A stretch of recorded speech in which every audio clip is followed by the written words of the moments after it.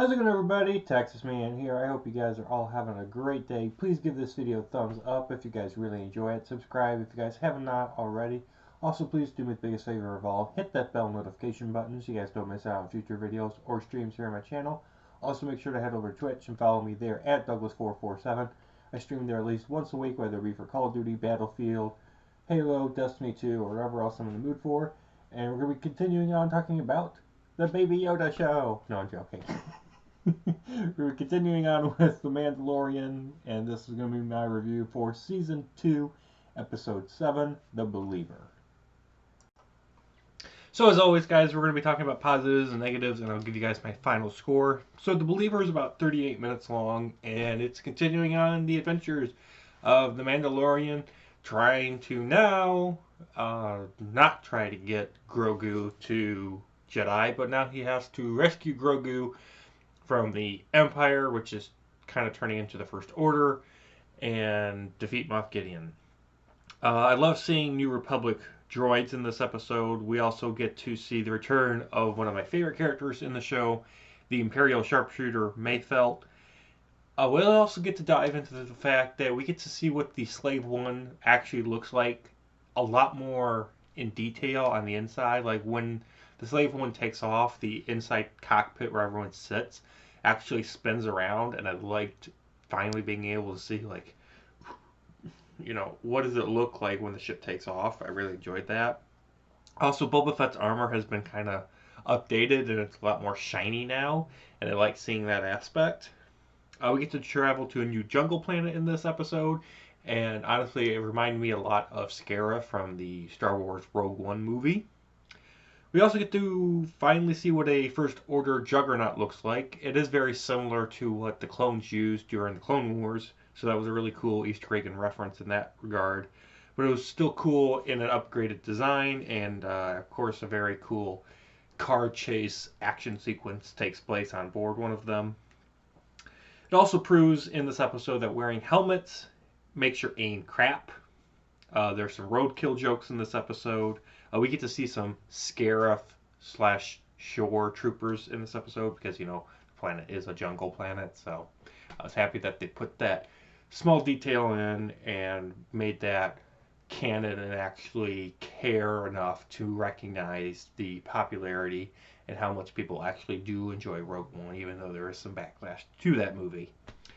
The Mandalorian is actually required to having to remove his helmet in order to acquire the coordinates of Grogu's location of the ship that Moff Gideon is on, and I like finally being able to again see the actor that plays the Mandalorian, and we get to see his face. We've only seen his face at the very end of Season 1 where he has to take off his helmet because he's injured. We get to finally see it again in Season 2, and I like how it's like, I'm hoping that in future seasons they kind of stick with that, where it's like maybe one episode every season he takes his helmet off for a high risk, high reward, necessary thing to do. Otherwise, his helmet's always on. But there's always going to be one episode where he takes his helmet off, and I really enjoy that possibility. We also get to learn a lot more about Mayfelt's backstory, and we get to learn that even though he was an Imperial sharpshooter and he served for the Empire for a long time, that he actually ended up turning on the Empire, and he hated the Empire because of the war and the battles that he fought against the rebellion, and he realized that he was on the wrong side because of what the Empire was willing to do in order to win, which was anything and everything, long live the Empire. And the Empire didn't have a real moral compass, and it showed, and that's why Mayfelt left the Empire. We also get to see a bunch of references and Easter eggs as to why the First Order comes to be. There's this Imperial officer in this episode, and he's all like, the Empire and the New Republic, they're almost the same, and when we come back, the galaxy's going to welcome us with open arms. People in the galaxy, they don't want freedom, they want order.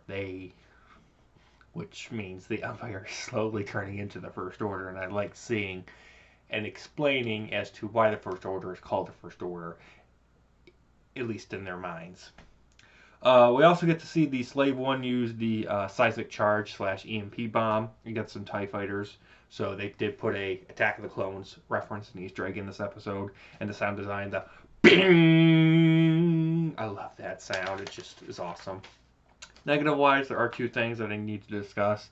I am kind of worried that The Mandalorian is starting to become a Star Wars Avengers show, where we've got The Mandalorian, we've got Grogu, we've got Boba Fett, we're gonna have Bo-Katan, Ahsoka Tano, a Jabba the Hutt sniper, we've got a Rebel Drop Trooper, we've got the leader of a crime syndicate bounty hunter thing, we've got an Imperial sharpshooter now, and I'm just like, the list is growing and growing, and I'm like, I have a hunch that eventually everyone's going to team up that we've all met from the show, and they're all going to have to work together to try to capture Grogu or go on some sort of really high risk, high reward mission.